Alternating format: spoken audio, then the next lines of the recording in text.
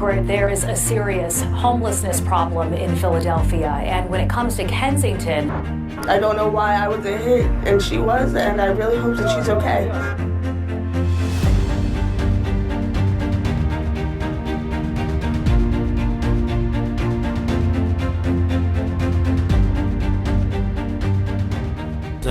Because nothing else gonna get anybody high. What's going on with your right arm here, man? And somebody missed, and I ended up getting a blood infection, and I was septic. Like last week, I was in ICU for 4 days.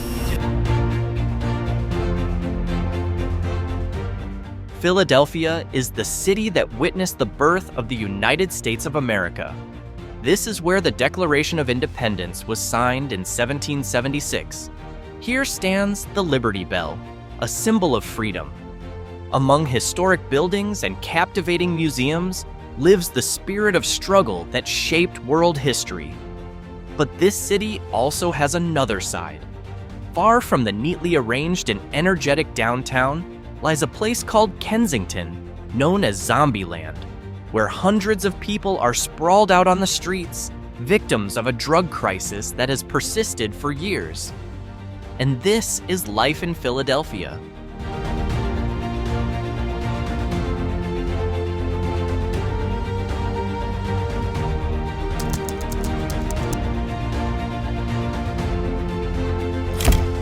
Philadelphia, or fondly called Philly, is the largest city in the state of Pennsylvania and the 6th most populous city in the United States. With a population of over 1.5 million people, Philly is the main urban center of the Delaware Valley metropolitan area, home to over 7 million residents. The city has a long history and played a crucial role in the founding of the United States. Founded in 1682 by William Penn, an English Quaker who championed religious freedom, Philadelphia grew into an intellectual and political hub during colonial times. This is where the Continental Congress convened. George Washington was appointed commander-in-chief, and the Declaration of Independence was announced on July 4, 1776. No wonder landmarks like Independence Hall and the Liberty Bell are key attractions of the city. However, Philadelphia is not just about history. The city is also known for its strong urban spirit, diverse culture, and vibrant communities. In the sports world, Philadelphia's name shines thanks to teams like the Philadelphia Eagles in the NFL and the Philadelphia 76ers in the NBA, both of which have loyal and passionate fan bases. Iconic foods like the Philly cheesesteak have become national symbols, reflecting street flavors that are simple yet appetizing. In 1731, Benjamin Franklin founded the Library Company of Philadelphia, the first lending library in the United States. Today, the city has an extensive library network, including the iconic Free Library of Philadelphia.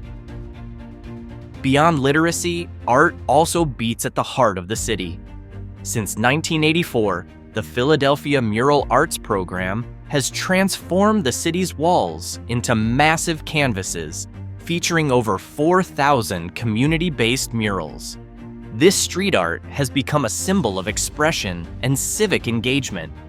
Tourists and locals alike can enjoy the murals through self-guided app tours, making art a part of everyday life.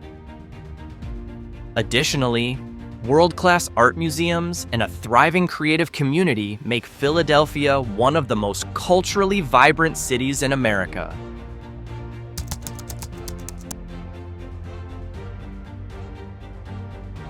Though downtown life moves with the rhythm of an established metropolis, with skyscrapers rising proudly around City Hall and Rittenhouse Square, trendy cafes filled with young professionals, and luxury apartments towering above clean, bustling streets. Just a few miles northeast, the atmosphere changes drastically. On Kensington Avenue, a very different scene awaits.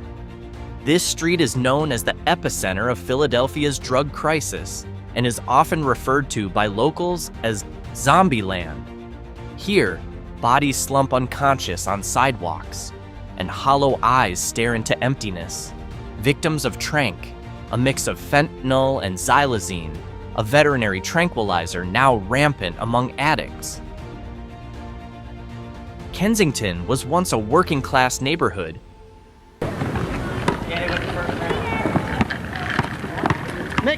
But over the past 2 decades, it has transformed into one of the most active drug distribution zones in the northeastern United States.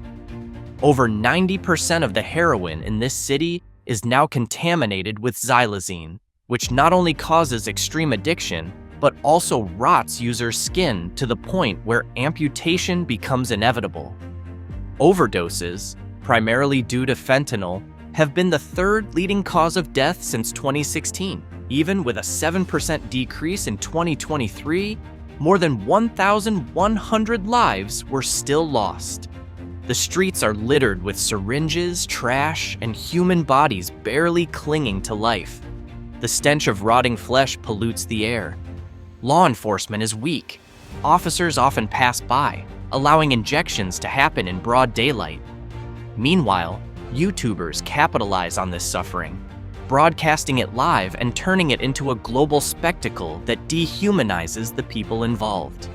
The core factors of this crisis include the rampant abuse of opioids, limited access to mental health and social services, and lenient drug crime policies. Many victims fear hospitals due to the pain of detox and the lack of specific treatments for xylazine's effects. Kensington is not just a red zone of drugs. It is a fractured mirror reflecting the failures of social, medical, and legal systems. Every corner bears witness to lost hope, and every footstep echoes the question, how long will humanity let fellow human beings rot on the sidewalks? As of January 2024, over 5,190 individuals were recorded as homeless, a number that has steadily risen over the past 3 years. The majority live in areas like Kensington, without proper access to healthcare, safety, or shelter. The causes are complex, a combination of the opioid crisis, unemployment, rising rent prices, and a limited social support system. Still, hope remains.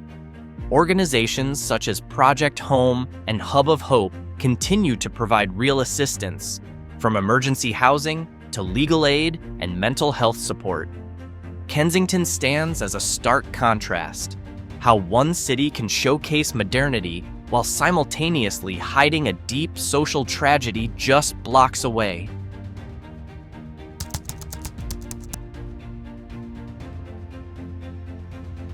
Kensington is not merely the backdrop of viral videos exposing the dark face of the opioid crisis.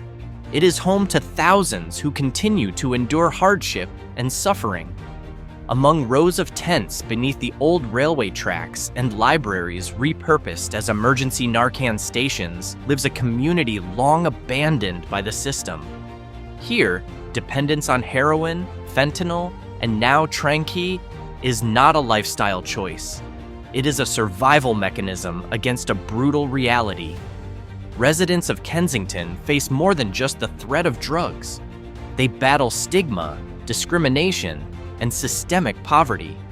Children grow up in the shadow of an unrelenting crisis, trying to learn and dream amid the sound of sirens and cries of despair. Meanwhile, social and health services fight on the front lines, with librarians, volunteers, and medical staff serving as the last remaining hope. Efforts to address the crisis are slow but ongoing. Narcan distribution programs, emergency shelters, and trauma-based counseling are being expanded. Some local organizations also provide food, hygiene supplies, and rehabilitation services. However, systemic issues like redlining, unequal access to education, and limited mental health support often make these efforts feel like patching a leaky boat in a storm. Most painful of all is how Kensington's suffering is often turned into spectacle.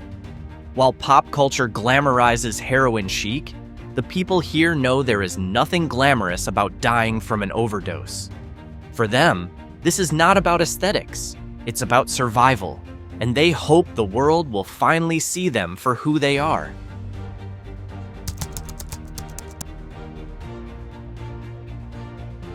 Philadelphia was once known as the birthplace of American independence, the home of the Declaration of Independence, and the blazing spirit of liberty.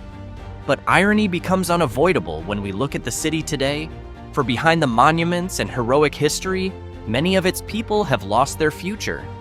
The streets that once echoed with revolutionary speeches now resound with the silent screams of the homeless, the addicted, and those cast aside by the system. How can a city that once fought for human rights allow so many of its citizens to live without hope? The answer isn't simple. It's not just about failed policies, it's about shifting priorities. Budgets skewed toward law enforcement without addressing the root causes of social decay make justice feel rigid, even cruel. And this isn't just Philly's story. In many American cities, from Los Angeles to Chicago, the same pattern repeats. Inequality rises. The legal system punishes too quickly, but rescues too slowly. This is where the balance between law enforcement and humanity becomes vital. Law is needed to maintain order, but without social justice, it becomes a tool of oppression. Cities need more than patrols and prisons. They need rehabilitation, decent housing, access to mental health care, and dignified jobs.